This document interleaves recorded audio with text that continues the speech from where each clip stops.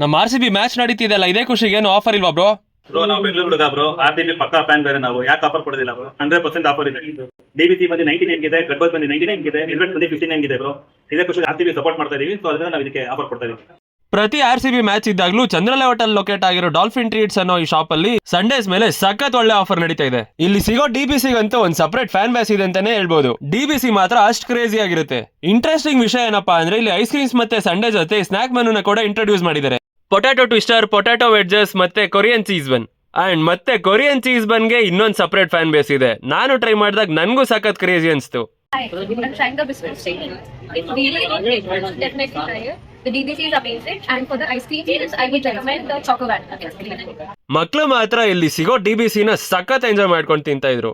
Next ನಾನು ಇಲ್ಲಿ try ಮಾಡಿದ್ದೆ ಇಲ್ಲಿ ಹೊಸದಾಗಿ ಇಂಟ್ರೊಡ್ಯೂಸ್ ಆಗಿರೋ ಚಿಲ್ಲಿ ಗೋವಾ. ಈ ಐಸ್ ಕ್ರೀಮ್ ನ ಮಾತ್ರ ನಾನ್ ಹೈಲಿ ರೆಕಮೆಂಡ್ ಮಾಡ್ತೀನಿ. ಅಷ್ಟೇ ಅಲ್ಲದೆ ಇಲ್ಲಿ ಶುಗರ್ ಫ್ರೀ ಐಸ್ ಕ್ರೀಮ್ಸ್ ಕೂಡ ಸಿಗುತ್ತೆ.